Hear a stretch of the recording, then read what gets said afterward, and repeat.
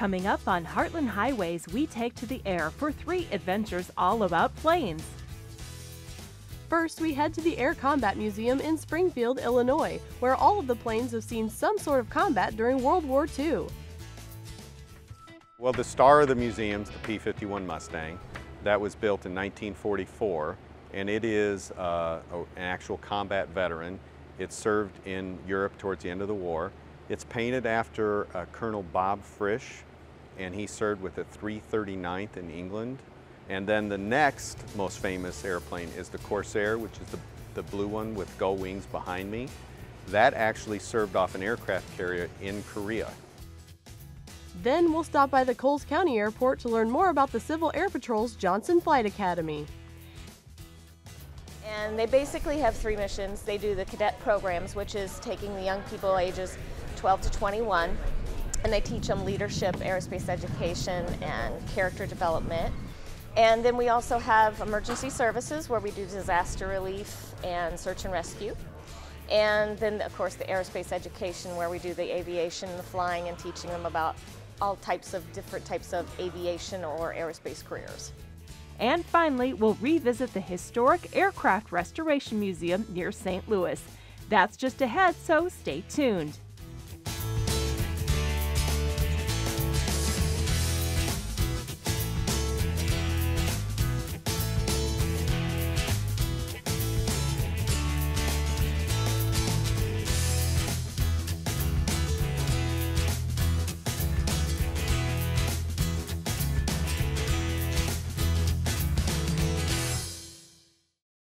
It's a bird. It's a plane. Actually, it's Heartland Highways. Well, if you haven't guessed it by now, this week's show is all about aircraft. And our first stop was to the Air Combat Museum in Springfield, Illinois, which is home to many historic planes, many of which have actually been flown in military combat.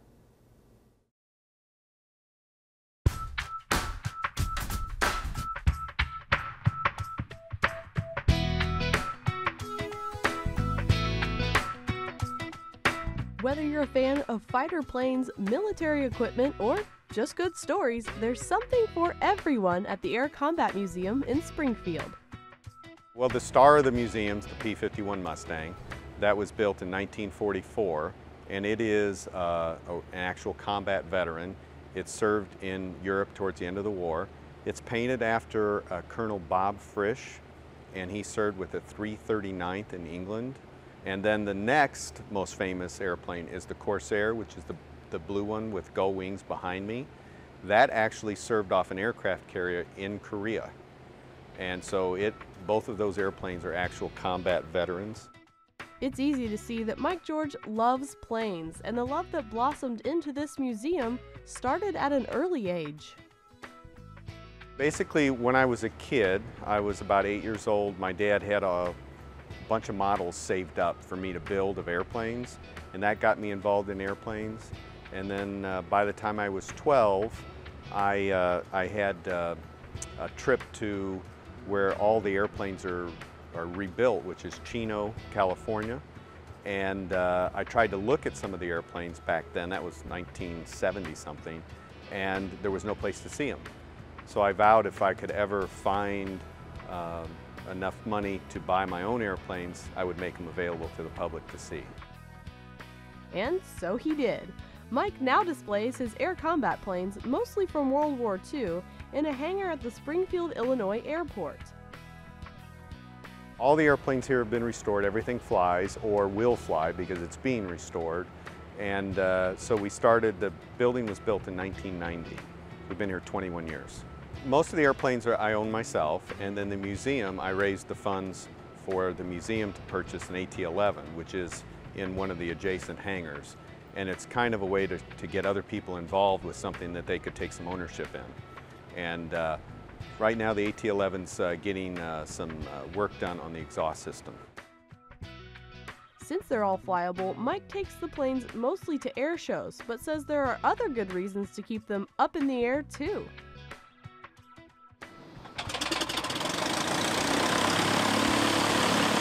Just like anything else mechanical, if you don't use it, it degrades. So if something is left to sit, it degrades, and it would take more to bring it back than it would if you just kept it running. So some of these airplanes, we just, none of them are flown very much, but they're flown enough to keep them from degrading. And he wouldn't want that. Many of the planes are rare, and some so rare that there are only a few of them left. There's not very many of them. So say for instance with the Corsair, I had to keep track of that airplane and wait for it to be for sale. There's only 7 of them. So I had to wait till the guy was ready to sell it and then got it that way. Now with the Mustang, there's about 120 of those. So at any one time, it's likely that one will be for sale. But most of these airplanes, there's very, very few of. Most of them are less than 60. And most of them come to Mike in need of some major TLC. The PT-22, which is right to my right, it crashed August 26, 1957, and it's been flying now for about a year. And we took every single thing off of it, including the skin, and replaced the skin. All the rubber was replaced, all of the covering was replaced, a lot of sheet metal, rebuilt the motor. Took us on spare time about 12 years, and now that airplane is, as soon as we take it to a show, it should be, knock on wood, a show winner. The fleet is, the wings are done, and we just got to do the fuselage and then cover it, which covering takes 2 or 3 months full-time work, and then it should be done as well. But it's a little hard finding parts for a 1931 when there's only 2 of them. So sometimes we have to make them, and that's where Paul comes in. He's going to make all the parts that we need. Paul is Paul Voorhees, the full-time mechanic. He helps restore planes, many of which need custom-made parts, as Mike said. But Paul, Mike, and the crew don't just dabble in planes. We also have 2 armored vehicles here. One of them is from 1943 and the other is from 1958, and they're both street legal. And we do take those on parades. And one of the things we do is when we get like Denim and Diamonds and other auctions for charities, when they ask for something for George Alarm to donate, we donate a tank party. And we bring the kids out here for their birthday party, and we give them rides in the tank and have a birthday party in this open area. And it's a real hit. And if tanks aren't your style, maybe toys are. Of the museum's 10,000 visitors each year, many of them seem to be attracted to one particular item. The toy. We have a drone outside, and it is a toy, and that is the favorite. So we've got very historic, multi-million-dollar airplanes, and the World War II, just after World War II drone that was turned into a kid toy is by far the most popular here. You bring a kid in here and he can get in it and play in it, and that's what they spend most of their time at. If you care to spend some time at the Air Combat Museum browsing planes and memorabilia, admission is free and nostalgia and remembrance are plenty. In one of the cases that was given to us by Mr. Frankie when he passed away, we opened the case, and it said in the newspaper, it said we lost 300 airplanes this week. 300 airplanes in 1 week. And nowadays we lose 1, and it's national news all over the world, actually. It's all over the world. In World War II, we won because we lost 65,000 airplanes. And the Germans lost 95,000. So we won, if you can imagine, under 4 years, 65,000 airplanes were lost. So that's why I say like 14, 15,000 were built, 7, 8, up to 100 is the most, are in existence.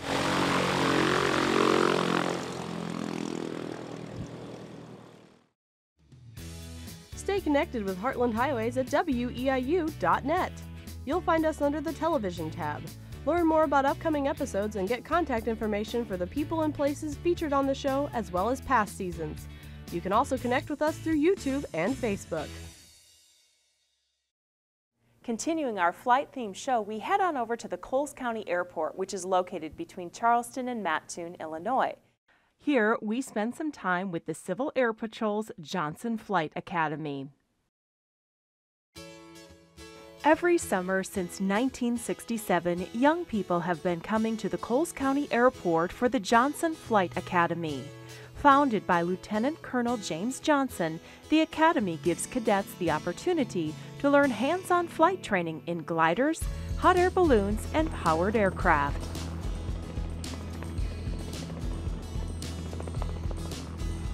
It started out as an orientation program where they would just take them up, teach them how to pre-flight the plane and see the instruments and learn a little bit about it. And it progressed into the whole teaching academy with the flight instructors and everything. The Academy is run by the Illinois wing of the Civil Air Patrol. This volunteer organization has a long history of service. In the late 1930s, aviators lobbied for an organization that would put their flying skills to use in service for their country. The result was the formation of the Civil Air Patrol, which was assigned to the War Department. During World War II, the CAP logged more than 500,000 flying hours. In 1948, they became the official auxiliary of the U.S. Air Force. Today, the Civil Air Patrol has more than 61,000 volunteer members around the country. Each state has what's known as a wing, and within wings are squadrons. And they basically have three missions. They do the cadet programs, which is taking the young people ages 12 to 21, and they teach them leadership, aerospace education, and character development. And then we also have emergency services where we do disaster relief and search and rescue. And then, of course, the aerospace education where we do the aviation, the flying, and teaching them about all different types of aviation or aerospace careers. During their week-long stay, cadets take part in ground school and in-flight training. They split them into groups. We've got powered, we've got glider, and then balloon. And the groups will, half the group will do ground school training, which is learning how to handle the aircraft, the parts of the aircraft, the forces of flight, things like that. And then the other half will be flying at that time with the instructor. And then in the afternoons they switch places, and the other half gets to do the flying and the ground school.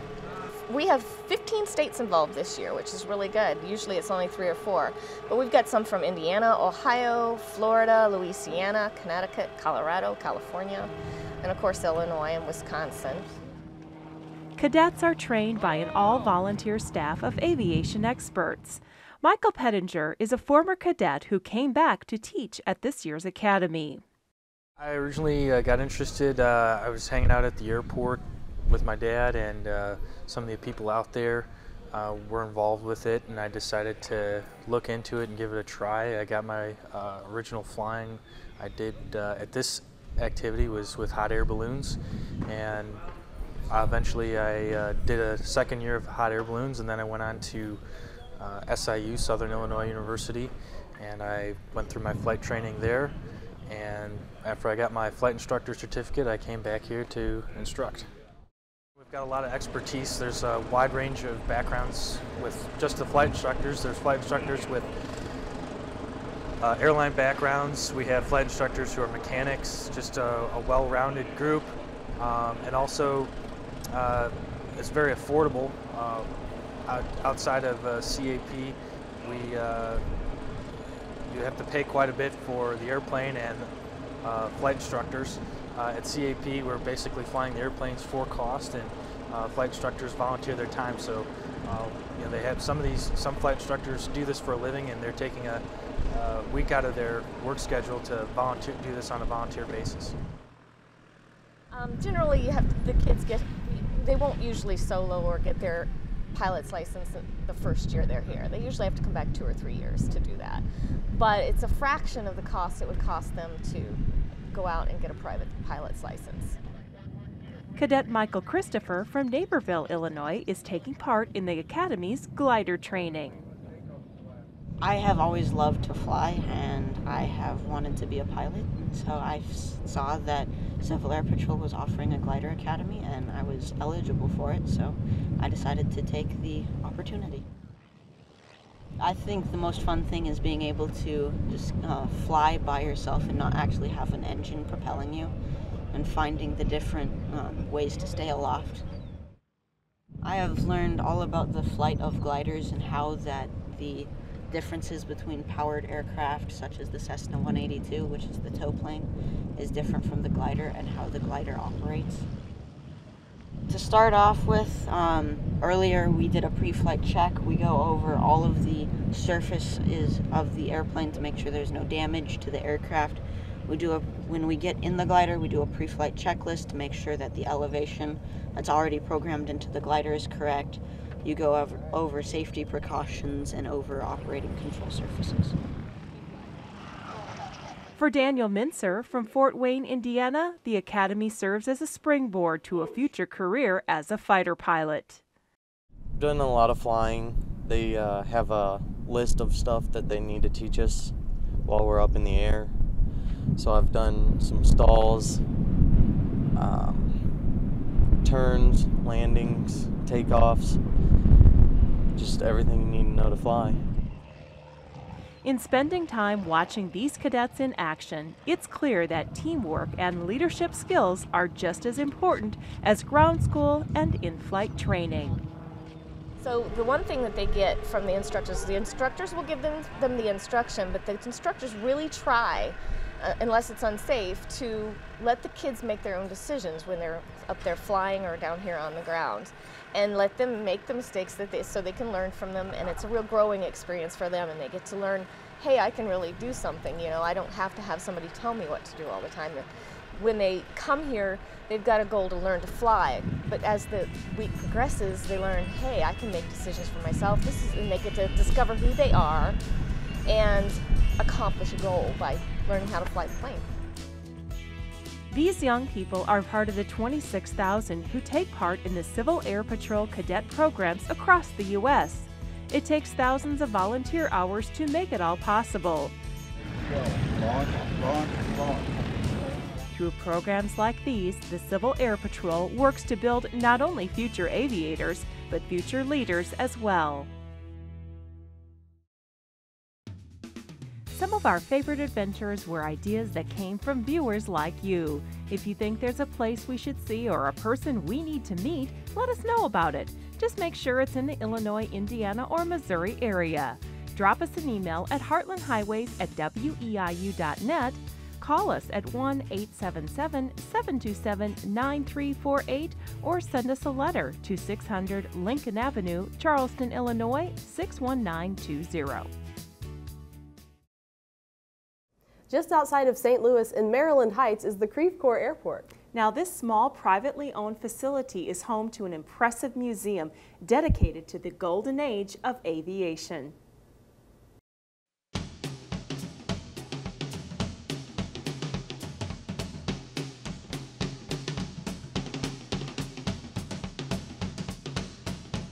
Started in '86, actually. There was a gentleman that was a fellow named John Halterman, who was here at the airport, and he loved old antique airplanes, and he kept urging me to buy stuff. And so you get these things and you get them flying, and you fly them for a while, and then you decide, well, that's pretty neat, but what else is out there? So if you don't sell them, that's the way you start a museum.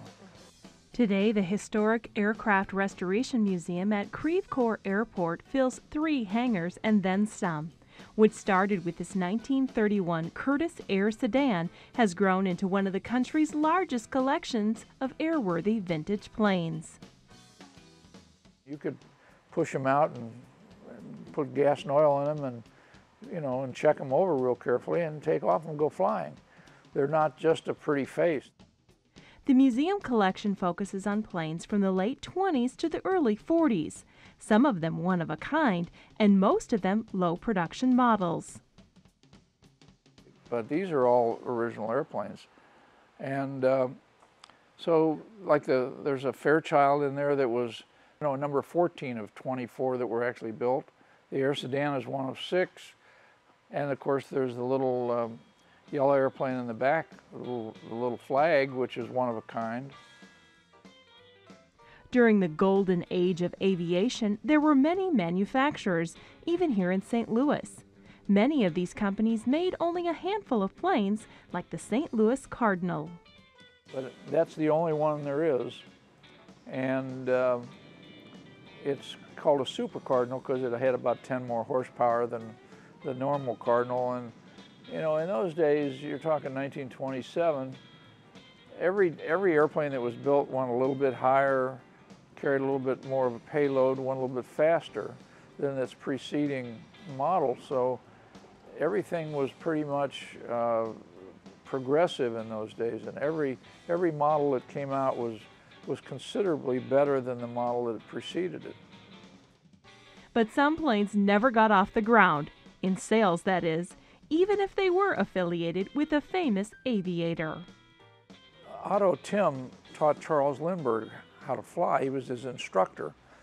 And when Lindbergh made his famous trip across the pond in '27, Otto called him up and said, "Hey, Charlie, come out here to the West Coast and fly my new airplane that I just developed, and we'll just sell the heck out of them." Well, I don't know what Lindbergh said, but he must have told the truth because they only sold 6 of them. The Weaver Aircraft Company, or WACO, manufactured a number of successful light planes in the 20s and 30s. The museum has several examples, with many of them having been restored right here. But everything in this hangar pretty much was built by Terry Chastain and John Coeur, who are the two major forces behind the airplanes in this building. Now we have 2 other buildings which have airplanes that were restored by the Harm shop, which is Glenn Peck. Glenn has restored this DH-4, which was found stored in the back of a barn in Georgia. This was the only American-built airplane to see service in Europe in World War I. Okay. It's actually a British design. They couldn't build them fast enough because their industrial complex was overwhelmed. So they came to the United States and got permission for U.S. manufacturers to do it. So that went into production in 1917, and they had several thousand of these overseas before the end of the war. But they also had several thousand still at home, and it became the primary airplane for the military. And during the early 20s, the Postal Service got a hold of some of the surplus ones and started flying the mail. It took 4 years to complete and won the 2007 Judge's Choice Award at Oshkosh. Glenn even flew the plane to and from the show in Wisconsin. All of the restored airworthy planes have to be certified by the FAA prior to taking to the air. According to Al, these vintage planes are not only fun to collect, but also to fly. Does flying a vintage airplane make you nervous? No, not at all. You have trepidation for 2 reasons. A, you don't want to break it because you just spent, 2 to 4 years putting it together, so you sure the heck don't want to break it. And old engines are old engines, and they have a tendency to conk out every once in a while. But these airplanes are slow enough so that you can usually land them in a bean field and walk away from it. I mean, you might bang up the airplane a little bit, but. For visitors wishing to take to the sky, the museum offers rides for a fee in their SNJ-5 or Stearman biplane trainer. But if you wish to stay on the ground, there are 30 to 40 aircraft on display in the 3 main hangars of the museum. There's also other aviation memorabilia and a few vintage automobiles scattered in as well. Guided tours are available from 10 to 4 on weekends or by appointment during the week. For anyone with the aviation bug, this museum should be on your list of places to visit. If you'd like to purchase a copy of any Heartland Highways program, contact us at 1-877-727-9348 during regular business hours. You can also visit our online store at WEIU.net or mail your order with payment to the address on your screen. DVDs are available for $25 each. Visa, MasterCard, Discover, or American Express are accepted. We hope you've enjoyed our aviation-themed episode this week. And if you're looking for more information on any of the stories we featured in the series, just shoot us an email at heartlandhighways@weiu.net.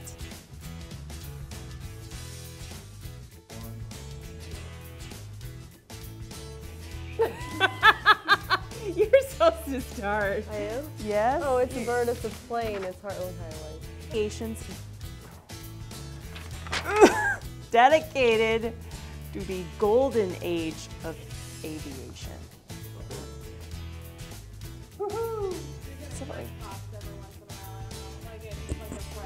What are you doing? He's not even. He's trying.